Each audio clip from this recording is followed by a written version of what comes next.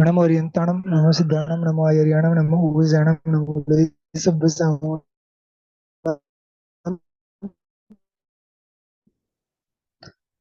ईश्वरपंचनमोकारो सब्बपापप्रणाशनो मंगलानां च सब्बे सिंपडमर्मधुर्मूलनि हस्ति मल्लमल्लिमविष्टमः।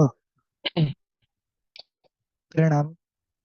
आप सर्वे को बस सुख शांति तो અનંત ઉપકારી અનંત કલ્યાણને કરનારા તારક તીર્થંકરો આપણા સર્વ માટે અદ્ભુત એવા શાસનની સ્થાપના કરી રહ્યા છે.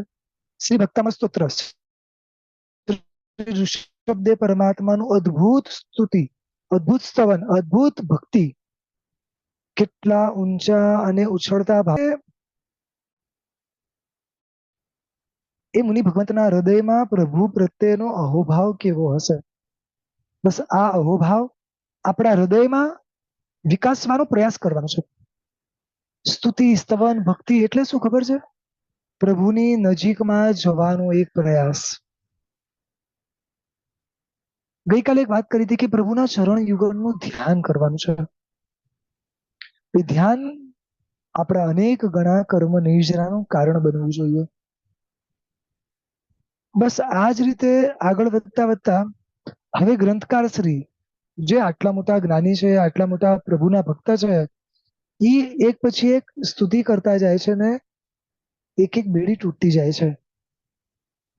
ત્રીજા નંબરની ગાથામાં આપણે પ્રવેશ કરીએ.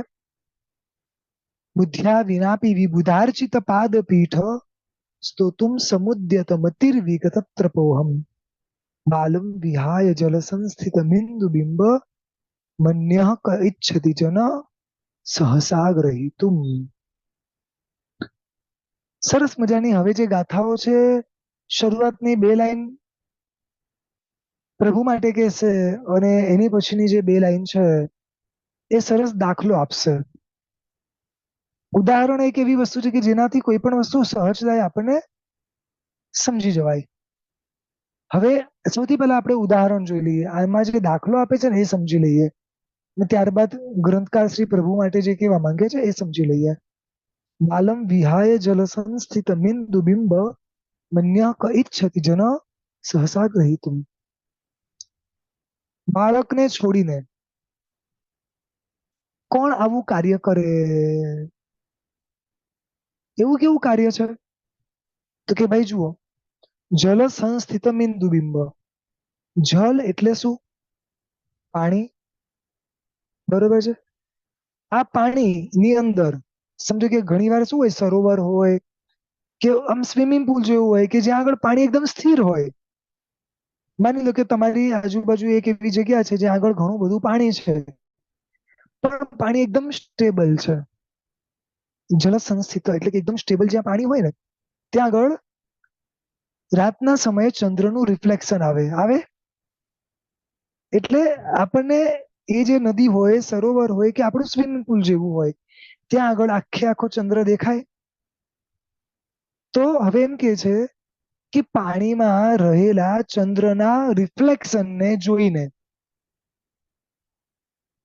એક નાનકડો બાળક હોય ને એની પાસે સમજણ ના હોય, એની પાસે બુદ્ધિ ના હોય, એટલે એ બાળક ત્યાં આગળ પકડવાને દોડે, ચંદ્રને મેળવવાને દોડે, રાઈટ? પણ બીજો કોઈ વ્યક્તિ એ પાણીમાં રહેલા ચંદ્રના રિફ્લેક્શનને ચંદ્રમાની પકડવા દોડે ખરી? ન દોડે. એટલે કે ફરીથી બાલમ વિહાય, બાળકને છોડીને જળમાં રહેલા ઇન્દુ બિંબ, ઇન્દુ એટલે ચંદ્ર, ચંદ્રના બિંબને મન્ય ક ઈચ્છતિ, બીજો કોઈ ઈચ્છા કરે ખરી? બાળક જ ઈચ્છા કરે, આવી ઈચ્છા બીજો કોઈ ઈચ્છા ન કરે. જન સહસા ગ્રહીતુમ એટલે કયો માણસ તેને તત્કાળ ગ્રહણ કરવાની ઈચ્છા કરે? સરળ ભાષામાં કહીએ તો માત્ર બાળક કરી શકે, અને બાળક સિવાય જો બીજો કોઈ કરે તો એ ગાંડો હોય. સીધી વાત છે ને? ગ્રંથકાર શ્રી પોતાની જાતને ક્યાં મૂકી રહ્યા છે? હવે જુઓ, આગળ વાત કરે છે. બુદ્ધ્યા વિમનાપી વિબુધાર્ચિત પાદ પીઠ સ્તોતુમ સમુદ્યત મતિર વિગતત્રપોહમ. બુદ્ધિ વગરનો એવો હું પોતાની જાતને શું માને છે કે હું બુદ્ધિ વગરનો છું? કેમ બુદ્ધિ વગરનો છું? તો કે જો ભાઈ એકચ્યુઅલી કેવું છે, પૂર્વે જ વાત કરી કે પરમાત્માની સ્તવનાઓ કોણ કરે? તો યશ સંસ્તુત સકલ વાંગમય તત્વ બોધા અદ્ભુત બુદ્ધિ પટુ સુરલોક ના થઈ, રાઈટ? કે જેની સ્તવના આટલા બધા શાસ્ત્રોને ભણેલા, આટલું બધું જ્ઞાનને પચાવેલા એવા દેવી દેવતાઓ કરતા હોય એની સ્તુતિ, રાઈટ? એટલે પ્રભુ કેવા છે તો બી કરી નથી શકતા પાછા. તો અહીંયા એ જ વાત કરે છે કે વિભુધાર ચિત પાદ પીઠ, કે દેવતાઓ, વિભુદ એટલે દેવતાઓ, અર્ચિત એટલે કે પૂજિત, દેવતાઓ વડે પૂજિત છે, જેનું ચરણનું આસન, પાદ પીઠ, પાદ એટલે પગ, એને રાખવાનું સ્થાન એટલે પાદપીઠ.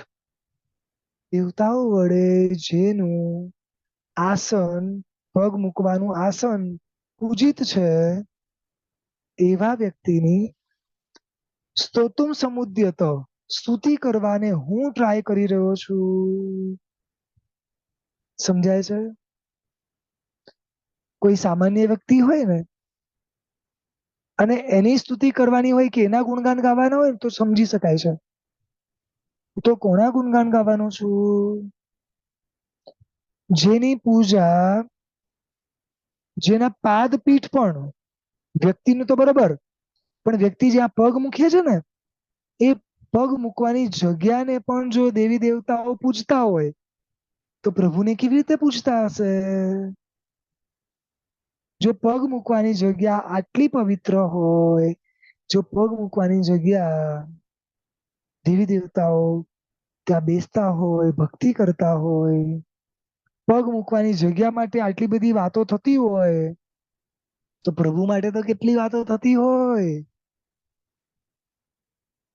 તો હવે આવા પાદપીઠ જેના પણ છે, જે પણ પ્રભુના છે, એ વ્યક્તિના ગુણગાન ગાવા માટે હું, તમને લાગે છે કે કેપેબલ છું?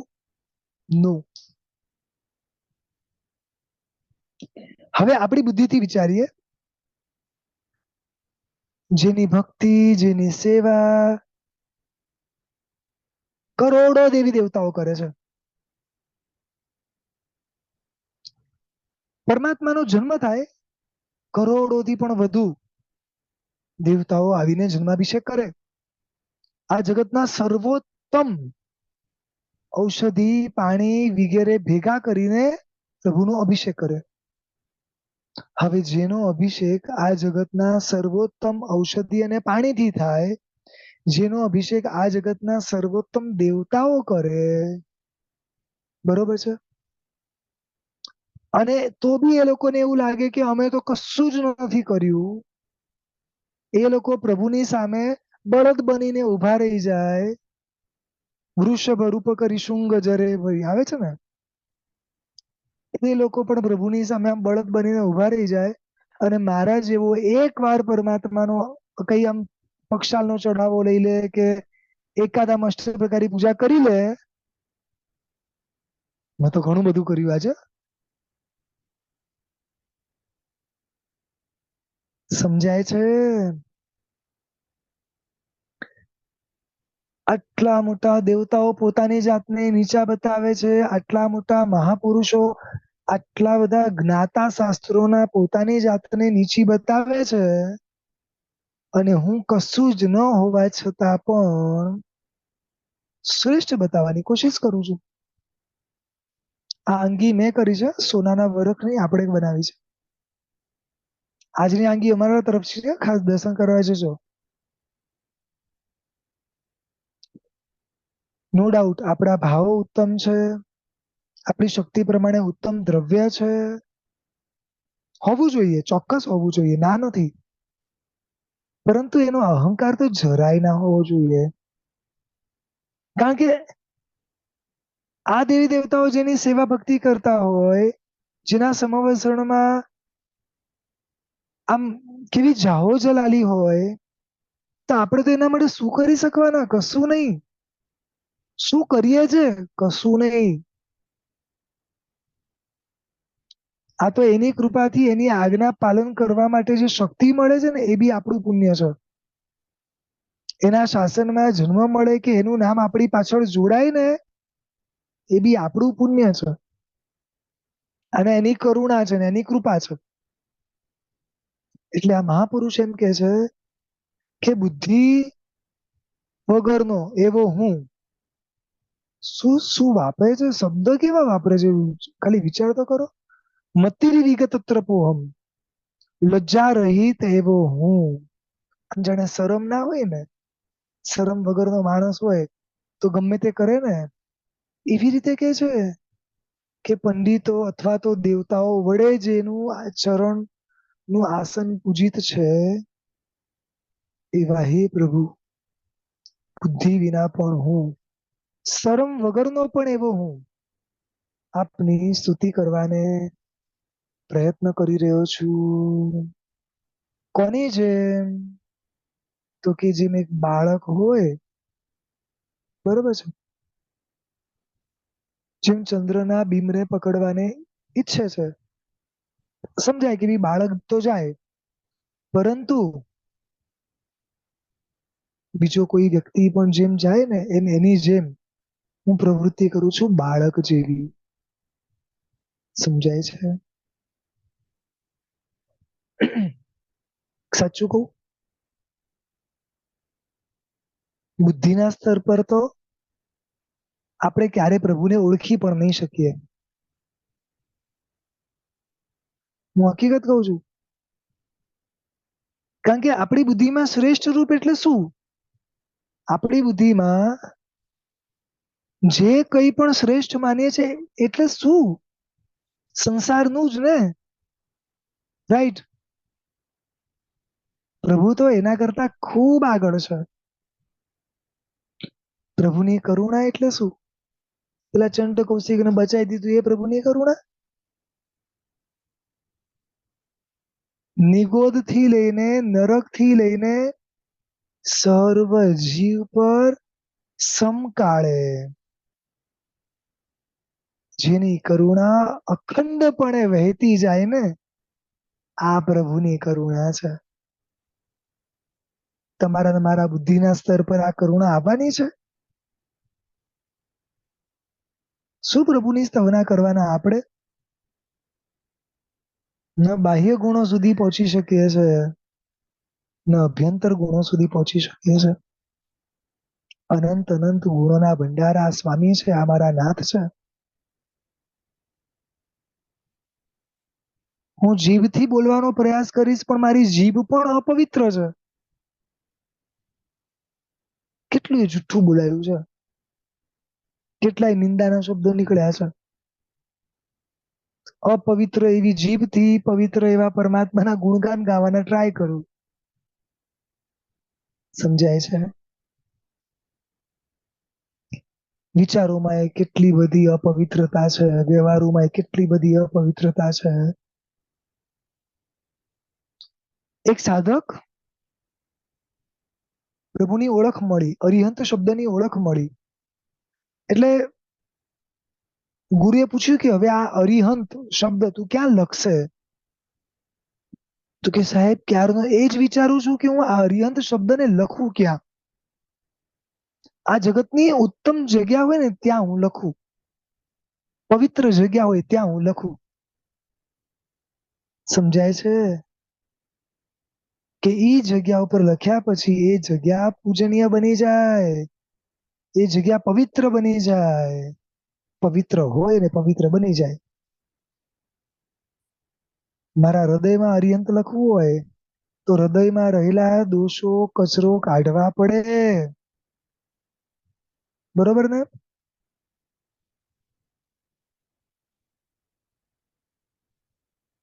આચાર્ય ભગવાન શ્રી એમ કહી રહ્યા છે, બુદ્ધિયા વિના વિબુધાર્ચિત પાદપીઠ, આપના પાદપીઠની જે સેવા કરે છે દેવી દેવતાઓ, એવા પ્રભુની હું સ્તુતિ કરવાનો ટ્રાય કરી રહ્યો છું.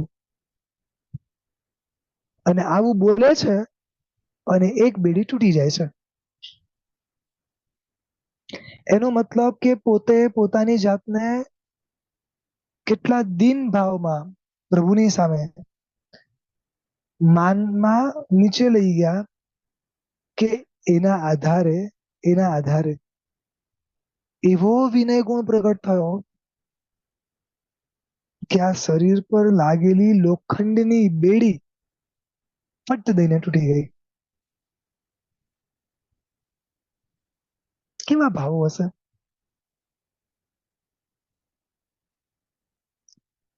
પ્રભુને તો જોઈને ઘણી વાર એવું કહેવાનું મન થાય, ત્યારે તમોને જે મળે જોયા હશે તે ધન્ય છે. પરંતુ આ આચાર્ય ભગવંતનું પણ જયારે હું આમ વિચાર કરું ને, ત્યારે એમના માટે પણ ખરેખર મને કહેવાનું મન થાય, જો કે તમને બી થતું હશે, કે સાહેબ તમે જયારે બેઠા હશો સ્તુતિ કરવા માટે, રાઈટ, ત્યારે તમોને જે મળે જોયા હશે તે ધન્ય છે. શું એક એક અહોભાવ પૂર્વક સ્તુતિઓ નીકળતી હશે, અને આમ એક એક બેડીઓ તૂટતી હશે. તમારા રૂમે રૂમમાં પ્રભુ કેવા વસ્યા હશે. નાનપણથી મીરા ને સબરી ને આવા બધા દાખલાઓ સાંભળ્યા છે, જે પ્રભુના ભક્ત છે. ઓફકોર્સ એ પણ પ્રભુના ભક્ત છે, ના નથી, પણ આ બધા મહાપુરુષો બી તો પ્રભુના ભક્ત જ છે ને. મીરાએ પણ કરીને પ્રભુની ભક્તિ, તો મારા આ મહાપુરુષે નથી કરી. જુઓ, કોઈ સ્વાર્થ વગર બસ ભક્તિ કરે જ જાય છે, અને બેડી તૂટતી જ જાય છે.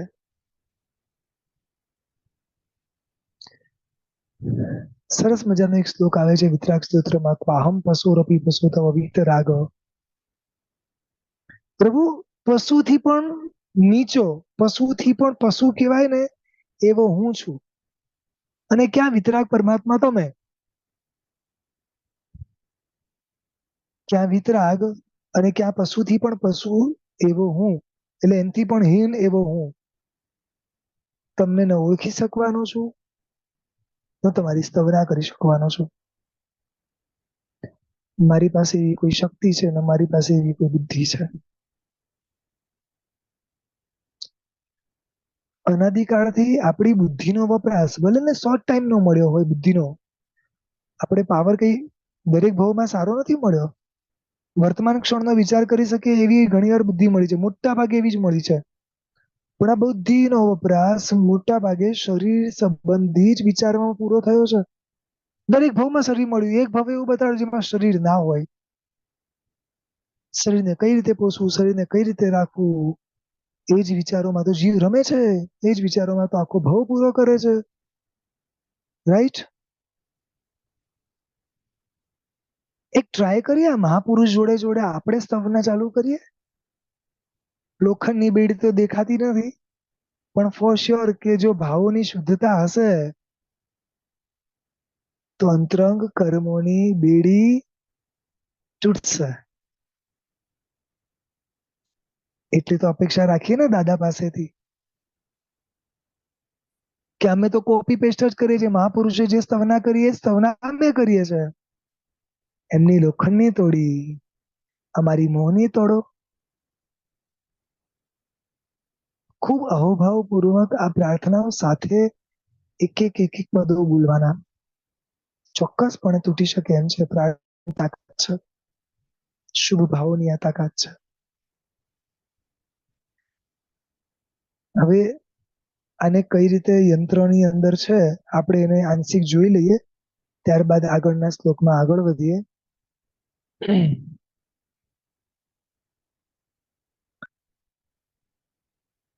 જો આ ત્રીજો શ્લોક છે, અને ત્રીજા શ્લોકની અંદર ઉપર જે છે એ જોજો. વૃદ્ધિમાં બતાવે છે ઓમ રીમ રમ નમો પરમોહી ઝીણાણમ. આનો જાપ સાધકે કરવો, અને સામાન્ય જીવ માટે જે મંત્ર એમાં લખ્યું છે, ઓમ રીમ શ્રીમ ક્લીમ સિદ્ધભ્યો બુદ્ધેભ્યો સર્વસિદ્ધિદાયકેભ્યો નમઃ સ્વાહા. આ સ્તોત્ર એટલે કે જે સ્તુતિ છે ને, બુદ્ધ્યા વિના પીતે તથા વૃદ્ધિ મંત્રનું સ્મરણ કરવાથી,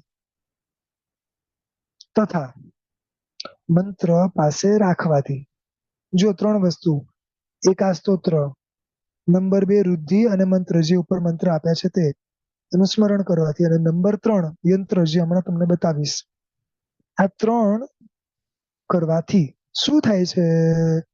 તો કે નાના બાળકને દ્રષ્ટિ એટલે કે આપણી ભાષામાં નજર લાગી હોય તો આ મંત્રથી, મંત્રેલું પાણી પાવાથી એનો નાશ થાય છે. આપણે બધા બીજે બધા દોડી જઈએ છીએ, રાઈટ? નજર લાગે તો અહીંયા દોડીએ ને કોઈ બાવા પાસે દોડીએ, કોઈ ફકીર પાસે દોડીએ.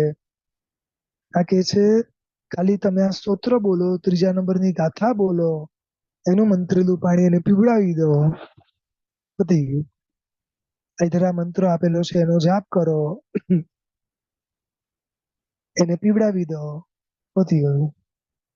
ઇધર જે યંત્ર આવશે એ યંત્રને જે રીતે ગુરુ મહારાજ કે એ પ્રમાણે એની આરાધના કરો તો પણ દૂર થઈ શકે એમ છે. હવે થોડું હજી એક આગળ બતાડે છે. ભેંસ અથવા 4 પગવાળા એટલે કે જે આપણી ભાષામાં એનિમલ્સ, એ તિર્યંશને પણ અગર મંત્રેલું પાણી તમે આપો છો તો 3જા દિવસે જ તે જ પાણી 3 દિવસ તે જ પાણી છાંટવાથી દ્રષ્ટિ નામનો દોષ નાશ પામે છે. એટલે જ કોઈએ નજર વગેરે લગાડી હોય તો, એટલે આપણને પણ અને આ ભેંસ વગેરે જીવોને પણ મંત્રેલું પાણી પાવાથી બધા દ્રષ્ટિ દોષો નાશ પામે છે. આનો લાભ શું છે? સ્પષ્ટ બતાડે છે.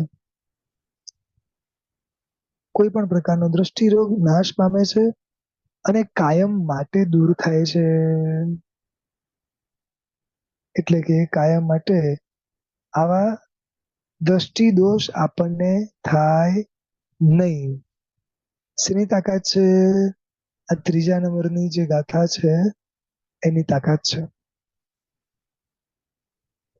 હવે આનું જે યંત્ર છે, આપણે યંત્રને જોઈ લઈએ.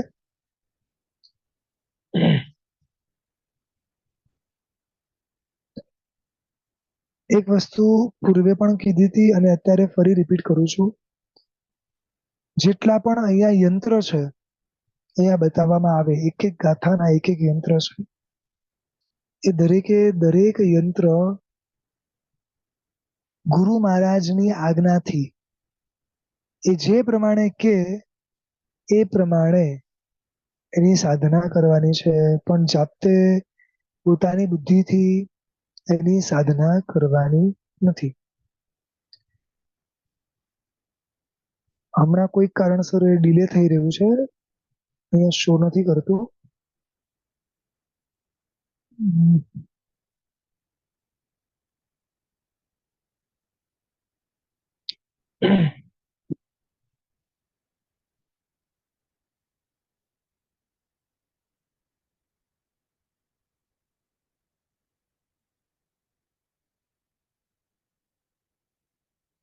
જુઓ, ઉપરનું જે યંત્ર છે ને, એ યંત્ર આ 3જા નંબરની ગાથાનું છે. જો એમાં આખી ગાથા જ લખેલી છે.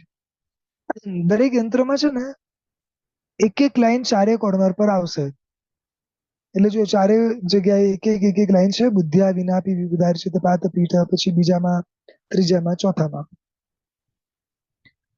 પછીનું જે સર્કલ છે એમાં ઓમ નમો ભગવતે પરમ તત્વાર્થ, આખું છે ને આ બધા એક એક જુદા જુદા શબ્દ છે. એ દરેક મંત્રો છે. એની પછીના સર્કલમાં ઓમ રીમ નમો પરમોહી જીણાણમ, આ બી એક આખો મંત્ર છે. એની પછીના સર્કલની અંદર બધે ક્લીમ ક્લીમ ક્લીમ ક્લીમ ક્લીમ છે. એની પછીનું જે એકદમ સૌથી સેન્ટર છે ત્યાં આગળ શ્રીમ છે.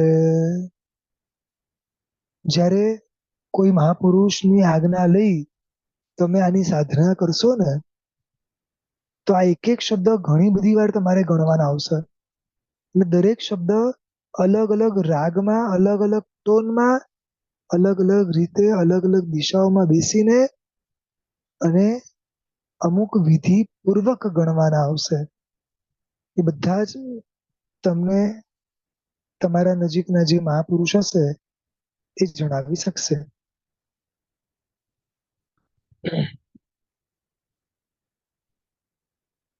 સો આ 3 ગાથા અહીંયા આપણી પૂર્ણ થઈ. હવે ચોથી ગાથા તરફ આપણે આગળ વધીએ છીએ. વક્તુમ ગુણાન ગુણ સમુદ્ર શશાંક કાંતાન કસ્તે ક્ષમઃ સુર ગુરુ પ્રતિમોપી બુદ્ધ્યા કલ્પાંત કાલ પવનોદ્ધત નક્ર ચક્રમ કોવા તરી તુમલમંબુ નિધિમ્બુજાભ્યામ. સરસ વાત કરે છે. જુઓ, છેલ્લી 2 લાઈન ફરીથી પહેલા જોઈ લઈએ અને પછી ફર્સ્ટ 2 લાઈન જોઈશું. શું વાત કરે છે કે જાણે એક બહુ મોટો સમુદ્ર છે. મોટો સમુદ્ર છે. અહીંયા લખ્યું છે ને, મંબુ નિધિમ ભુજાભ્યામ, એટલે શું? તો કે સમુદ્ર એમ. હવે આ અંબુ નિધિ એટલે કે સમુદ્ર કેટલો મોટો છે? તો કે ખૂબ મોટો છે. તો કે આવો મોટો સમુદ્ર, એક તો એકદમ વિશાળ સમુદ્ર લેવાનો, અને વિશાળ સમુદ્રની અંદર માનો કે ભયંકર વાવાઝોડું આવ્યું છે. આમ ચારે બાજુ મોજાઓ ઉછળે છે અને મોટા મોટા બોટ પણ ડૂબી રહ્યા છે. હવે જ્યારે આટલો મોટો સમુદ્ર છે, એની અંદર આટલું મોટું વાવાઝોડું આવ્યું છે, મોજાઓ એટલા ઉછળી રહ્યા છે, બોટો ડૂબી રહી છે, આવા સમયમાં કોઈ વ્યક્તિ વિચાર પણ કરે કે આ સમુદ્રને હું 2 હાથથી તરી અહીંયાથી અહીંયા, એટલે કે એક સ્થાનથી બીજા સ્થાને હું જઈશ? કોઈ વિચાર પણ કરે? સાચું કહું, પહેલા નંબરમાં તો આટલા મોટા સમુદ્રને તરવાની પણ કોઈ ઈચ્છા ના રાખે. રાઈટ? કેટલો મોટો મહાસમુદ્ર બતાડે છે, જેનો દૂર દૂર સુધી કિનારો જ ન દેખાતો હોય. ફરી રિપીટ કરું છું, નદીને કિનારા હોય, સમજાય છે? સમુદ્રને ના હોય. તો ક્યાં છેડો અડે છે ખબર જ ના પડે. આટલો મોટો સમુદ્ર જેનો એન્ડ બી ખબર નથી, તો કયો માણસ તરવાની ઈચ્છા રાખે? એમાં બી પોતાની આંખ સામે જોતો હોય કે આટલા બધા મોજા ઉછળી રહ્યા છે, તો કોઈ જાય? એમાંય પાછું ખબર પડે કે પેલા મોટા મોટા બોટ ડૂબી રહ્યા છે, તો એ કોઈ જાય? કોઈ ના જાય ને.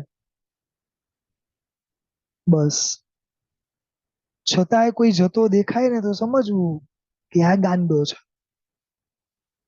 બરોબર ને? બસ એ જ કે છે અહીંયા, કલ્પાંત કાલ પવનોદ્ધત નક્ર ચક્રમ, પ્રલય કાળના પવન વડે ઉછળી રહ્યા છે મગરમચ્છના સમૂહ. સમુદ્રની અંદરથી આમ મોટા મોટા ક્રોકોડાઇલ મગરમચ્છ પણ આમ ઉછળી રહ્યા છે. એવો ભયંકર સમુદ્ર આમ તોફાને ચડ્યો છે. અને એવા સમુદ્રને કો વા તરી તું, કોણ તરવાની ઈચ્છા રાખે આવા મોટા સમુદ્રને? શેનાથી? ભુજાભ્યામ, 2 હાથથી. કોઈ ના કરે ને આવો ટ્રાય. બસ પ્રભુ એવી રીતે, આટલો મોટો સમુદ્ર એટલે તમારા ગુણો. શું? સમુદ્ર એટલે શું? તમારા ગુણો. સમુદ્રની ઉપમા કેમ આપી ખબર છે? કારણ કે સમુદ્ર એક તો વિશાળ છે, એન્ડલેસ છે. સમુદ્ર ખૂબ ઊંડો છે. સમુદ્ર ગંભીર છે. સમુદ્ર ઉદાર છે. આવી બધી જ ક્વોલિટીઓ આપણા પ્રભુમાં છે. પ્રભુના ગુણો અનંતા, પ્રભુની શક્તિઓ તો એનાથી આગળ, અનેક ગુણ સમૃદ્ધિ શક્તિ હોવા છતાં ખૂબ ગંભીર, સમુદ્રના પેટાળમાં એટલે કે અંદર કેટલું બધું પડ્યું છે, છતાં એ ગંભીર છે. પ્રભુ પણ આવા ગંભીર છે. હે પ્રભુ, આપ કેવા છો? એમ કે છે ગુણ સમુદ્ર. ગુણના એક સમુદ્ર જેવા છે. આપનું વર્ણન કરવાને માટે કદાચ કોઈ ટ્રાય બી કરે ને, કોઈ વ્યક્તિ, પણ સમુદ્રને કોણ માપી શકે? કોની વાત કરે છે ખબર છે કે સુરગુરુ પ્રતિમોપી બુદ્ધ્યા,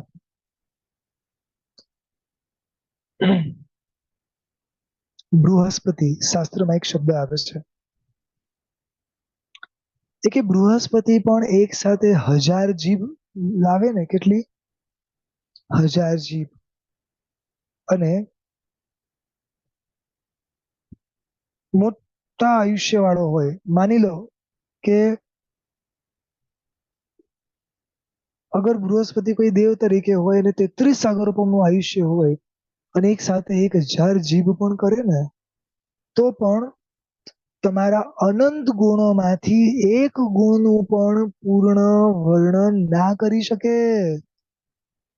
શું બોલ્યો? તમારા અનંત ગુણોમાંથી એક ગુણનું પણ પૂર્ણ વર્ણન ના કરી શકે. આ બૃહસ્પતિઓ પણ અગર ટ્રાય કરે, બૃહસ્પતિ જેવા આટલી મોટી બુદ્ધિ વાળા પણ ટ્રાય કરે, આટલી બધી જીભ વાળા પણ ટ્રાય કરે, તો બી અગર કોઈ તમારા ગુણગાન નથી ગાઈ શકતા, તો પ્રભુ આચાર્ય ભગવાન કહે છે હું ટ્રાય કરી રહ્યો છું તમારા ગુણગાન ગાવા માટે. સિરિયસલી? મજાક જેવું ના લાગે? મારી પાસે તો એક જ જીભ છે, મારી પાસે તો બહુ ટૂંકી બુદ્ધિ છે, મારી પાસે તો બહુ જ ઓછું જ્ઞાન છે. જ્ઞાન ઓછું, બુદ્ધિ ઓછી, જીભ પણ એક, સમય પણ ઓછો.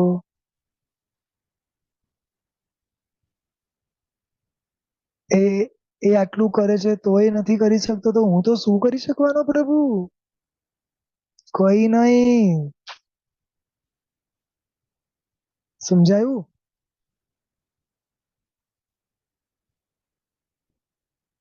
જો ખરેખર આ બધા શબ્દો સમજાતા હોય ને, તો પરમાત્મા સામે એક એક સ્તુતિઓ બોલવાના પ્રયત્ન કરજો.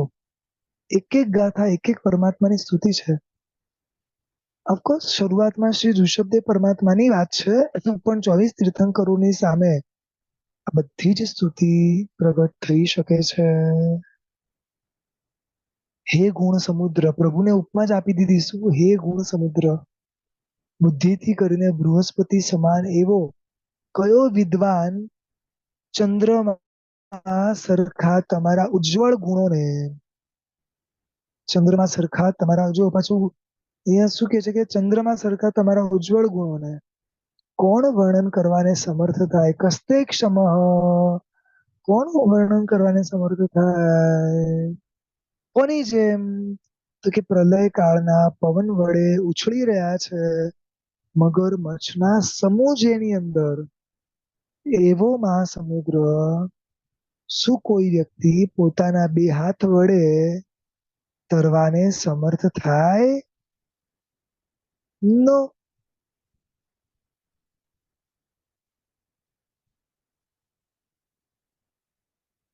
સોનાનો ને ચાંદીનો વરખ લઈ જાઉં અને મેં સરસ પ્રભુની આંગી કરી. સમજાય છે? શું હું શું પ્રભુનું રૂપ નિખારી શકું છું? કઈ નહીં.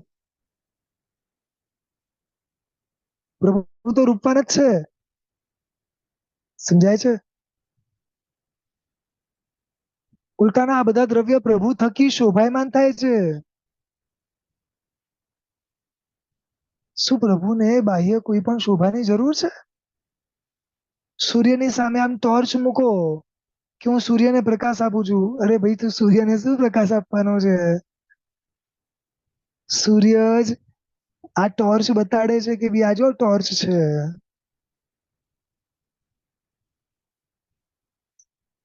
આના ઉપરથી મને એટલું તો સમજાઈ ગયું કે જે પણ વ્યક્તિ, હું મારી વાત કરું છું, પોતાની જાતને આ જગતમાં સૌથી મહાન, શ્રેષ્ઠ, બુદ્ધિશાળી માનતા હોય ને, તો હવે તો નક્કી થઈ જશે કે ભાઈ હું નથી જ. રાઈટ? હું મારી વાત કરું છું, તમે તમારું નક્કી કરજો. ચાલો, આ શ્લોકના પદને, મંત્રને અને યંત્રને આપણે જોઈ લઈએ.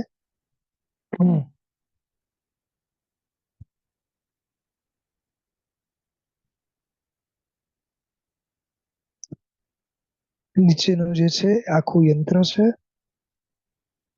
જો ચારે બાજુ વક્તુમ ગુણાન આખી ગાથા મૂકેલી છે. બે યંત્ર જોડે છે, ઉપરનું નહીં જોતા, નીચેનું જોજો.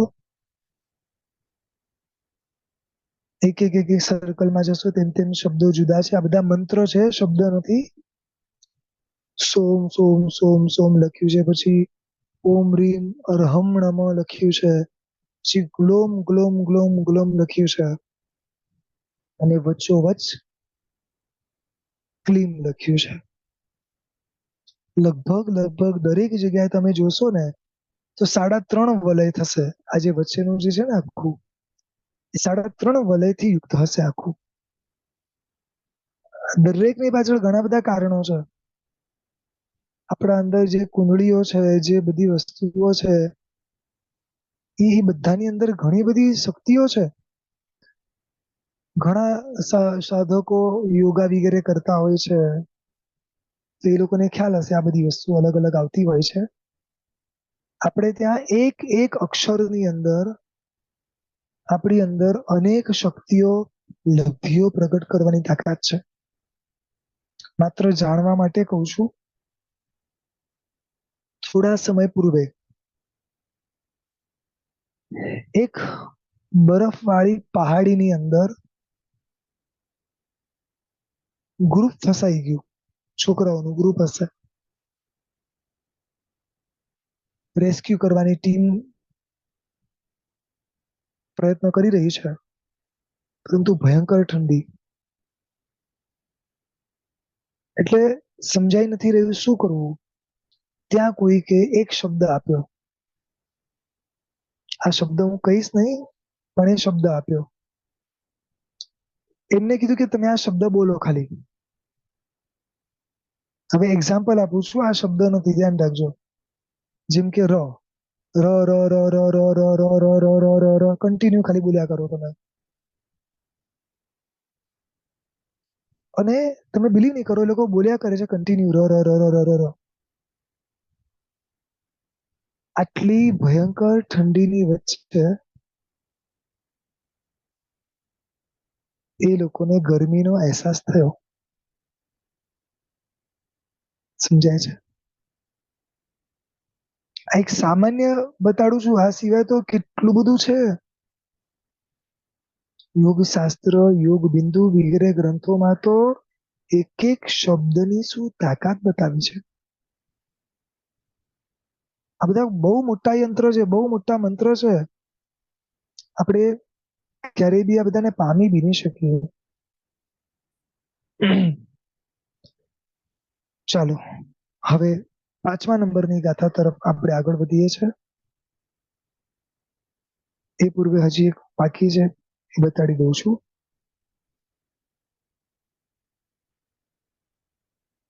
જુઓ, આ 4થા નંબરની ગાથા છે નીચે, અને 4થા નંબરની ગાથાની અંદર ત્યાં આગળ એનો મંત્ર બતાવેલો છે. જુઓ, રુદ્ધિ મંત્ર.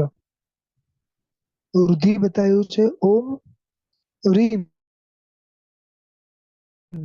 અરહમ. નમો સબોહી જીણાણમ. અને સામાન્ય આપણા બધા માટે મંત્ર છે ઓમ હ્રીમ શ્રીમ ક્લીમ જલ દેવતાભ્યો નમઃ. હવે આ કઈ રીતે કરવાનું છે, શું કરવાનું છે, એની વિધિ છે. આ સ્તોત્ર એટલે કે ઉપરની જે ગાથા છે તે, વૃદ્ધિ એટલે કે આ જે ઉપરના મંત્રો છે તે, તથા મંત્રનું સ્મરણ કરવાથી, અને ત્રીજા નંબરમાં જે યંત્ર પૂર્વે આપણે જોયું તે યંત્ર પાસે રાખવાથી પાણીનો ઉપદ્રવ મટે છે. પાણીમાં ક્યારે ડૂબતા નથી. વહાણ પાણીમાં ક્યારે પણ ડૂબે નહીં. અને વળી 108 વાર, 21 વાર અથવા 7 વાર ઝીણી ઝીણી કાંકરી હોય ને, એ કાંકરીને આ ગાથાથી કે આ મંત્રથી ખાલી મંત્રીને તમે ઝાડમાં નાખો ને, તો ઝાડમાં માછલીઓ પકડાતી નથી. સમજાય છે? કેવી તાકાત હશે. બેઝિકલી પાણીને લગતો ઉપદ્રવ જે છે એ અટકે છે, અને એના થકી થનારી કોઈ પણ દુર્ઘટનાઓ, એ દુર્ઘટનાઓ પણ અટકે છે. ચોથા નંબરની ગાથાનો આ પ્રભાવ, આ વિધિ આપણે અહીંયા જોઈ. હવે ગાથા નંબર 5.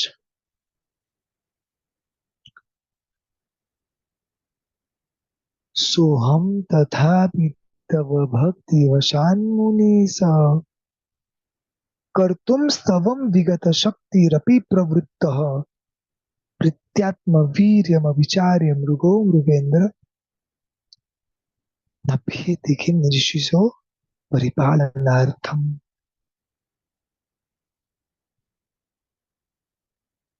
ગ્રંથકાર શ્રી માને છે હું સમર્થ નથી, બધી વાત સાચી. દેવી દેવતાઓ જેવી શાસ્ત્રની બુદ્ધિ નથી, કે પછી બૃહસ્પતિ જેવી બોલવાની શક્તિ કે આવું બધું નથી. બધી રીતે શૂન્ય છીએ, છતાં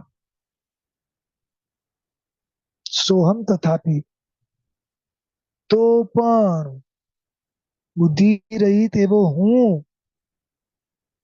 ટ્રાય કરીશ. આ સોહમ જે છે ને, એ સાધના માટેનો પણ એક મંત્ર છે, ખબર છે તમને? એક મહાપુરુષોએ તો એવું કીધું હતું કે ભક્તામણની એક એક લાઈનની ખાલી જાપ કરો ને, ખાલી એક એક લાઈનની સોહમ તથાપિ તવ ભક્તિ વિશાળ મુનિસ, તો પણ સાધનાથી સિદ્ધિ મળે. પછી એક મહાપુરુષે તો એવું કીધું કે ખાલી એક એક પદ લો તમે, સોહમ, અને એનો જાપ કરો, સોહમ સોહમ સોહમ સોહમ તથાપિ તથાપિ તથાપિ તથાપિ. હા, એમાંથી પણ કેટલી બધી લબ્ધિઓ અને શક્તિઓ નીકળે છે. એટલે ભક્તામણની કોઈ પણ ગાથા લઈ લો, કોઈ પણ લાઈન લઈ લો, કે કોઈ પણ પદ લઈ લો, ખાલી એનો કરેલો જાપ પણ અનેક ગણા કર્મ નિજરાનું કારણ બને છે. પેલા દાખલો સમજી લઈએ, પછી ગ્રંથકાર શું કહેવા માંગે છે એ સમજી લઈએ. પ્રીત્યાત્મ વીર્યમ વિચાર્ય મૃગો મૃગેન્દ્રમ. પ્રીતિ વડે, પોતાના બળને વિચાર્યા વગર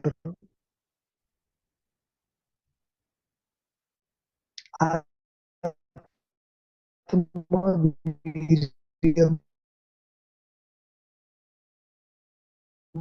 વિચાર્ય એટલે શું કહેવા માંગે છે, આખી સ્ટોરી સમજી લો. હવે ડિયર, તો એ બે જણા જઈ રહ્યા છે, અને દૂરથી એક મૃગેન્દ્ર, મૃગેન્દ્ર એટલે સિંહ, મૃગ નો ઇન્દ્ર, મૃગ થી બળવાન એમ, સિંહ.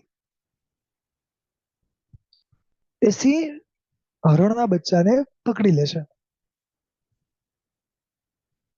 હવે આ દ્રશ્ય હરણની જે માતા છે એ જોવે છે. હવે ગ્રંથકાર આપણને આ દ્રશ્ય સમજાવીને જે સમજાવવા માંગે છે, શું કે છે પહેલા સમજો કે હરણને ખબર છે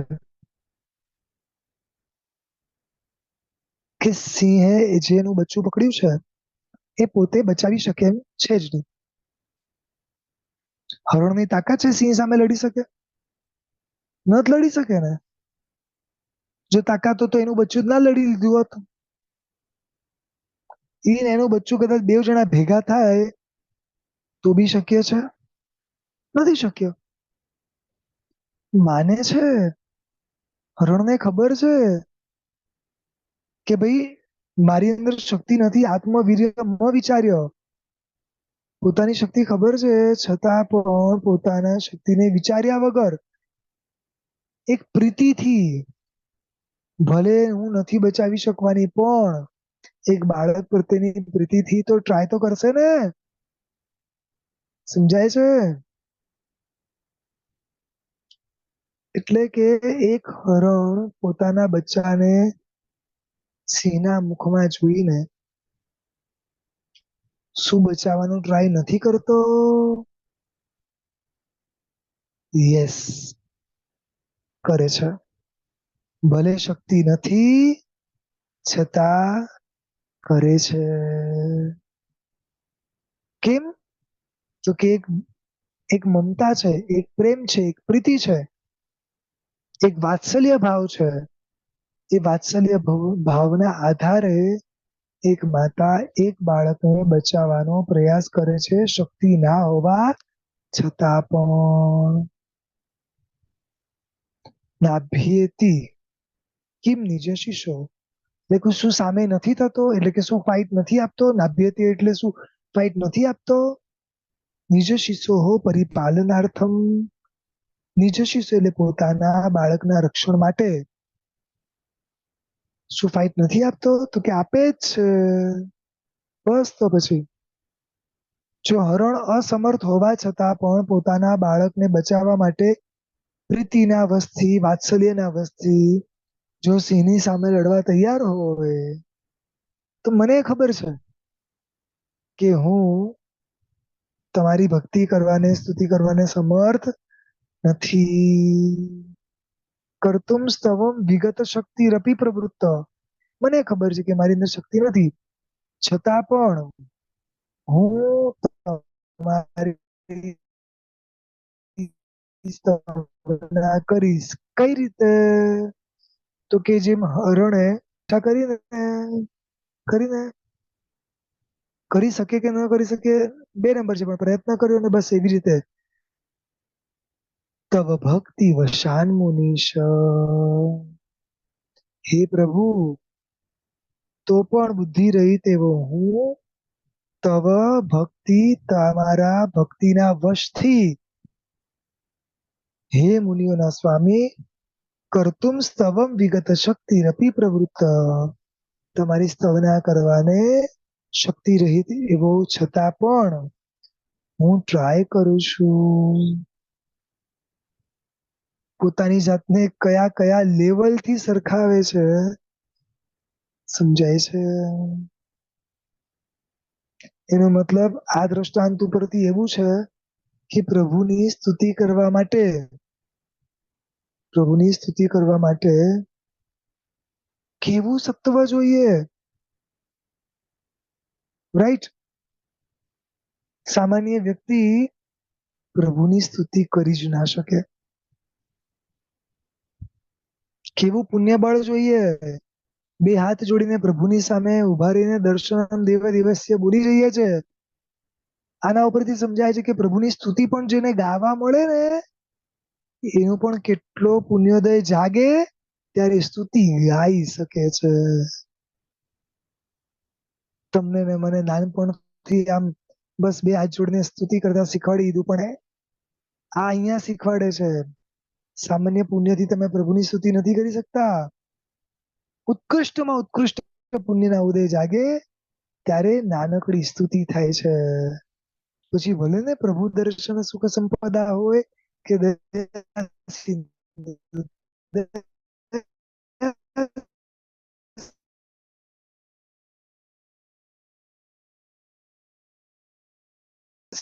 સિંધુ હોય. સમજાયું? એ પાંચમાનું યંત્ર અને નિર્ધિ અને મંત્ર બે બતાવી જુઓ. ઉપર છે વૃદ્ધિ.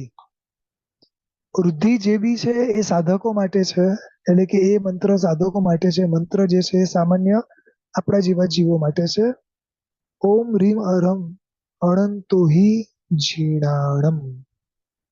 અને મંત્ર ઓમ રીમ શ્રીમ ક્લીમ ક્રોમ સર્વ સંકટ નિવારણે ભ્યો સુપાર્શ્વયક્ષેભ્યો નમો નમઃ સ્વાહા. આ સ્તોત્ર એટલે કે સ્તુતિ વૃદ્ધિ મંત્રનો જાપ કરવાથી અથવા તો યંત્ર પાસે રાખવાથી આંખની પીડા મટે છે, આંખને લગતા રોગો મટે છે, ગમે એટલા દુખાવા હોય તો શાંત થઈ જાય છે.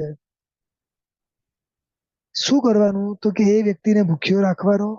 સંધ્યા સમયે 21 પતાસા, પૂર્વના કાળમાં વ્હાઈટ પતાસા આવતા, જેને આંખ દુખવા આવી હોય કે આંખમાં પ્રોબ્લેમ હોય ને, તો એને આખો દિવસ ભૂખ્યો રાખવાનો. સંધ્યા સમયે 21 પતાસા મંત્રીને પાણીમાં ધોઈને એને અગર જો તમે પાઓ છો અને આવી રીતે 21 વાર મંતરવાથી આંખ દુખતી અટકે છે અને આંખને લગતા સર્વ રોગો નાશ થાય છે.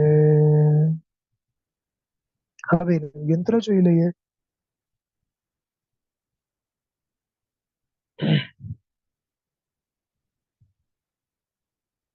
આ ઉપર જે છે એનું યંત્ર છે. સોહમ તથાપી ચારે બાજુ લખ્યું છે. પછી જુઓ અલગ અલગ બધે જ મંત્રો લખેલા છે અને વચ્ચે જે મૂક્યું છે ગ્લૈમ ગ્લૈમ, અને આ રીતે આખું એનું યંત્ર છે. આ બધું જ મહાપુરુષોના પરંપરાથી આપણને મળ્યું છે. આ સિવાય પણ બીજું ઘણું ઘણું ઘણું છે. જ્યારે પણ અનુકૂળતા હોય ત્યારે વડીલો પાસે, મહાપુરુષો પાસે બેસી અને એમના પાસે લેવાનો પ્રયાસ કરજો. પ્રભુની આજ્ઞા વિરુદ્ધ કંઈ પણ બોલાયું હોય તો ત્રિવેદી ત્રિવેદી વિચારાનુક્રમ. શવિકાબેન સ્તુતિ બોલશો. પ્રણામ સર. શવિકાબેન સ્તુતિ બોલશો. પ્રણામ સર. હાજી પ્રણામ. દેવ દેવી સૌ ભેગા મળી તુજ ચરણ આસન પૂજતા, મેરુ પરે સૌએ જતા અભિષેક ધાર વહાવતા, જળમાં રહેલા ચંદ્રબિંબને લેવા જીમ બાળક મથે,